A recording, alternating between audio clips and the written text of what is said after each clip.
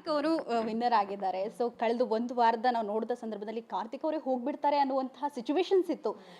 Suddenly ಒಂದು ವೀಕಲ್ಲಿ ಎಲ್ಲವೂ ಕೂಡ ಚೇಂಜಸ್ ಆಗೋಗ್ಬಿಡುತ್ತೆ. ಸೊ ನಿಮಗೆ ಹೇಗೆ ಅನಿಸ್ತು ಅಂತ?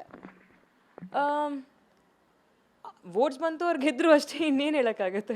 ಓಕೆ. ಅಲ್ಲ, ಈಗ 3 ಜನ ನೀವಿದ್ರಿ. ಸೊ ಆ 3 ಜನದಲ್ಲಿ ಇನ್ನೇನು ಪ್ರತಾಪ್ ಮತ್ತೆ ಸಂಗೀತ ಜೊತೆಗೆ ಇರ್ತಾರೆ. ಯಾಕಂದ್ರೆ ಎಲ್ಲರೂ ಮೈಂಡಲ್ಲಿ ಇತ್ತು ಸಂಗೀತ ಅವರೇ ವಿನ್ ಆಗ್ತಾರೆ, ಸೆಕೆಂಡ್ ರನ್ನರ್ ಅಪ್ ಆಗಿ ಫಸ್ಟ್ ರನ್ನರ್ ಅಪ್ ಆಗಿ ಪ್ರತಾಪ್ ಬರ್ಬಹುದು ಅಂತ.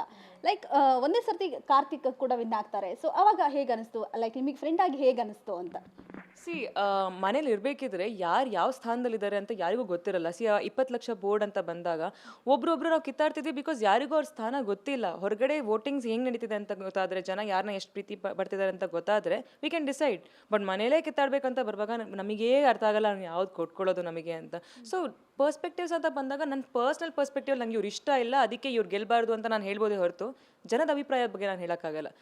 ಜನದ ಅಭಿಪ್ರಾಯದ ಪ್ರಕಾರ ಅವ್ರು ಗೆದ್ದಿದ್ದಾರೆ. So we have to accept that.